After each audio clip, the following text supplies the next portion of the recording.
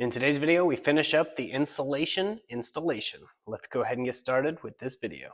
God bless you. My name is James, and this is More Motorsports Garage.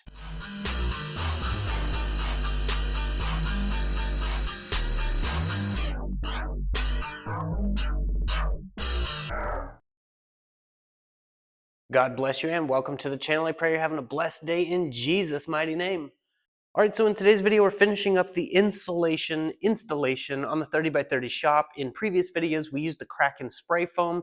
It took 50 cans to pretty much cover all the walls except for this one little area, which I ended up buying 12 more cans just to have enough to do that. I went ahead and did that. It only used a couple cans to do that entire wall. And then I used the spray foam insulation to do the upper section of the roof and realized it's gonna take way too much to finish that out.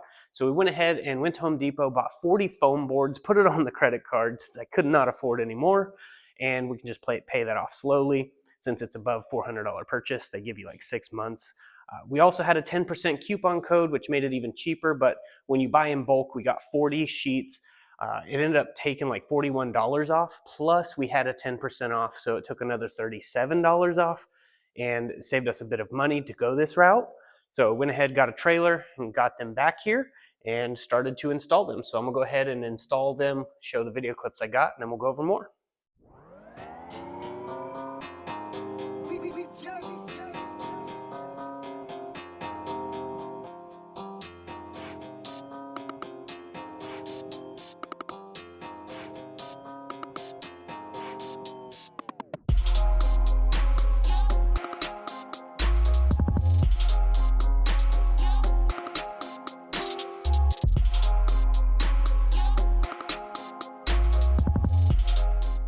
Also, that section right there only took 2 foam boards to fill in. So each section takes about 3 to 4 foam boards to fill in, and there's 10 rows total. That's why we ordered 40 of the foam boards.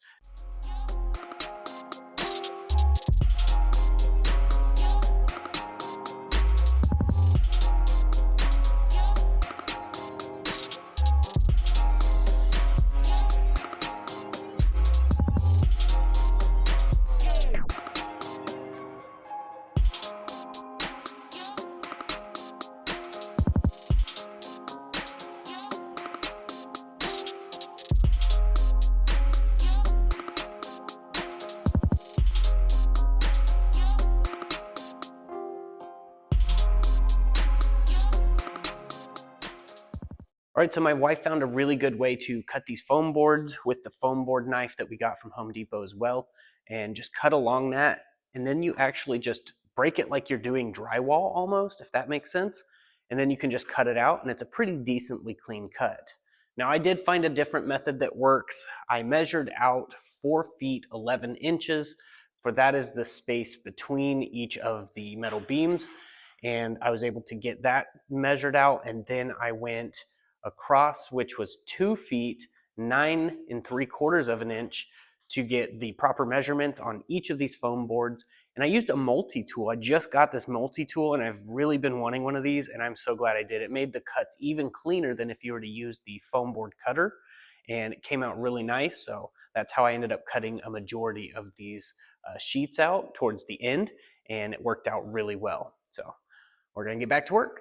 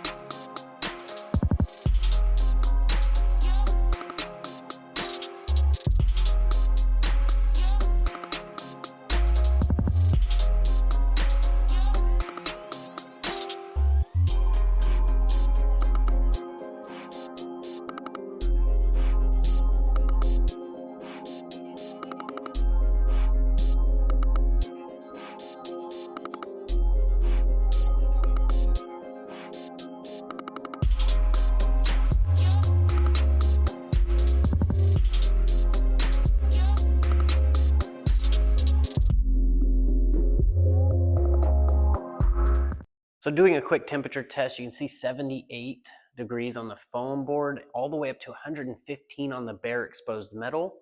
And the spray foam wasn't too far behind the foam board, but the foam board did do a little bit better of job at blocking some of that radiant heat.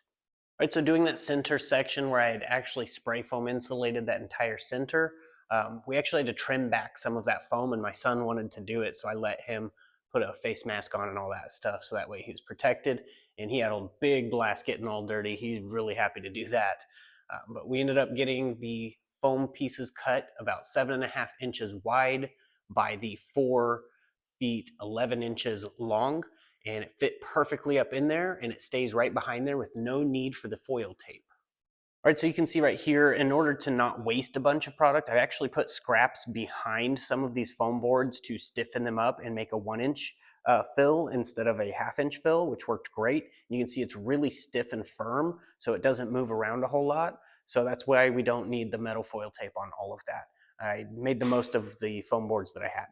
Just wanted to say a huge thank you to my wife, because I know she watches my YouTube videos, and she was a real help out here taking some of that load off of me, because that was a lot of square footage to cover. So just huge thanks to her, and of course my son Jonathan for jumping up and ready to trim foam. He didn't have to, he wanted to, and I was okay with that because I was already burnt out from doing everything else.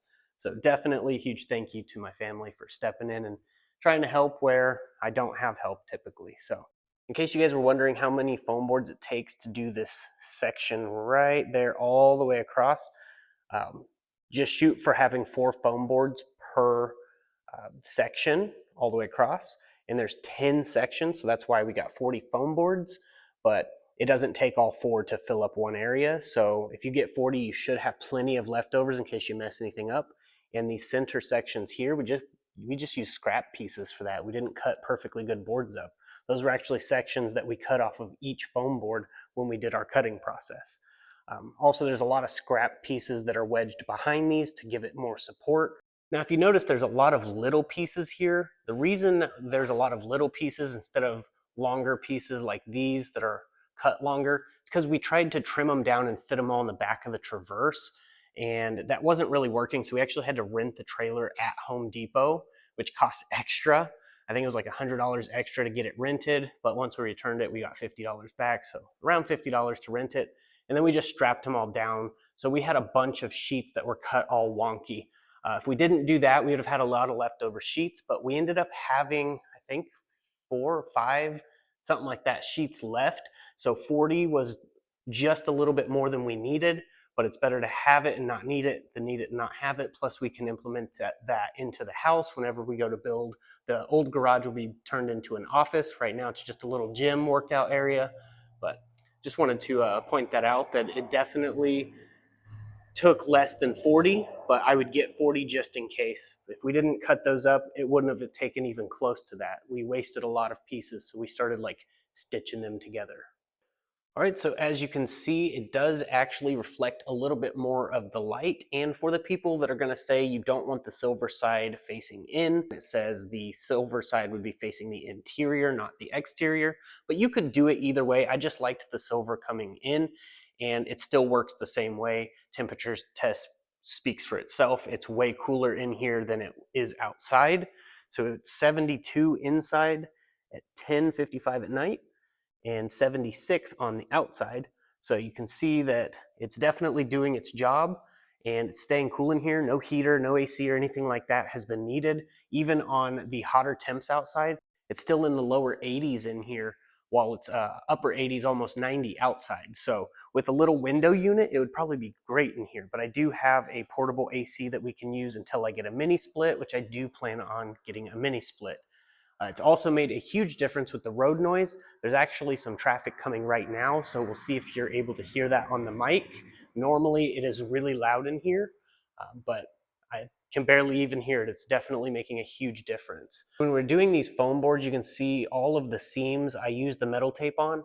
Now, after it heats up and cools down, that tape likes to separate. So a quick tip, if you have that issue, and this is some pretty good foil tape, but if you have that issue, go over it with some clear packing tape and it won't do that anymore. So it's just a quick tip and it works pretty good.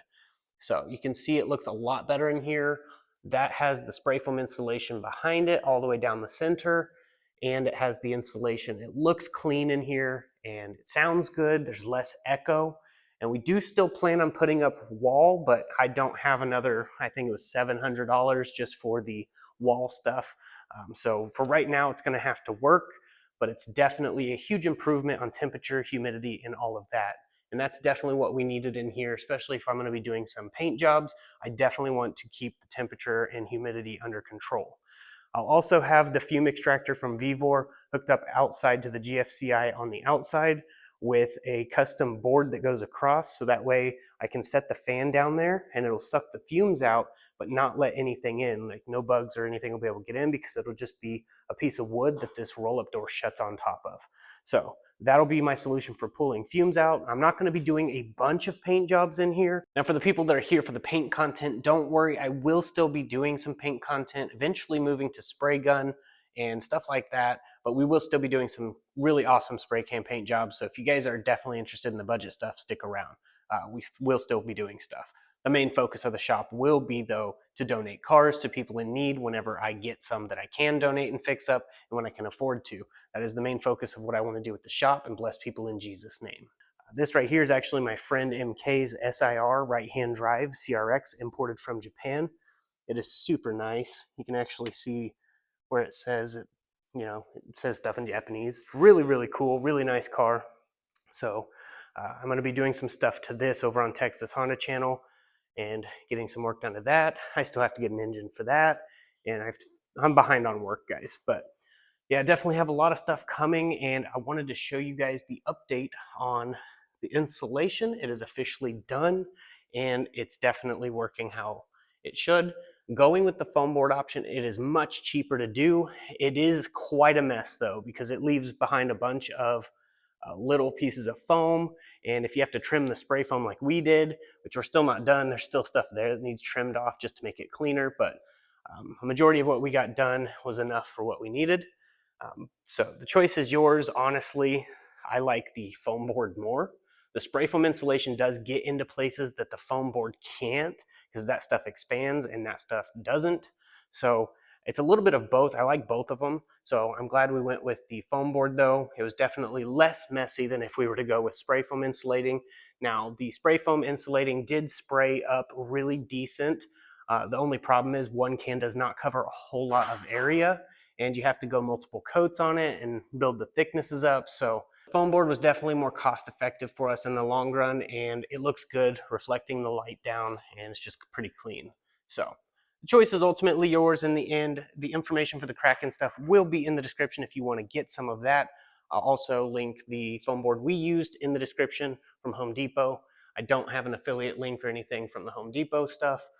But the Amazon's an affiliate link, and it helps me out if you guys buy something from there. It doesn't cost you extra, and it helps me with the channel. So greatly appreciate you guys checking the information out in the descriptions. And if you guys have any questions, contact me via the email, which is also in the description of every one of my videos. But just wanted to get you guys an update, let you guys know that we're starting to make progress and things are looking pretty good. But that is basically it for this video. I really appreciate you guys checking in. If you like what you see, definitely browse the channel, subscribe if you haven't, turn that bell icon on to get notified of every upload, click that like button, and definitely see what we've got. Over 600 videos and over 33 million channel views at the time of recording this video. So I really appreciate you guys coming to this video. Stay tuned. We'll have more as soon as possible. Stick around for that outro because there's really important news in there. I'm going to go ahead and get off here. I hope you all have a blessed day in Jesus' mighty name. I don't know who this message is for, but I wanted to let you know this is the sign you prayed for. And for the people who are watching that didn't pray for a sign, this is the sign you need. The beauty of the gospel is Jesus lived a perfect, sinless life, 100% obedient to God the Father, went to the cross, died, was buried, 3 days later, rose from the dead, seen of about 500 witnesses, left us with the Holy Ghost, and all we have to do is believe in our heart, confess with our mouth, and we'll be saved. Then we can do the works, like Acts 2:38, repent, be baptized in the name of Jesus for the remission of sins. We weren't saved to be silent. So if you think you're saved just to be quiet and it's just for you, you're wrong. We were saved for someone else. I pray this message reaches whoever it is intended to. There's a lot of people that feel lost and don't know what their purpose is. I was one of those people. God saved me. He found me. Remember, I was the lost one, not him. So he's looking for each and every one of us, and he is pursuing after us because he loves you. You're not seeing this by accident. You're not continuing to watch this by accident. Most people close out. If you're still watching, it's because it resonates with you in some way. I just want to let you know God loves you, and so do I. People can hate for no reason. I can love you for no reason. But I have a reason, and his name's Jesus. Just want to leave this message with you. My information's in the description. If you ever need to message me, feel free to. You can email me anytime. But that's basically it. I'm going to go ahead and get off here. I really hope you all have a blessed day in Jesus' mighty name.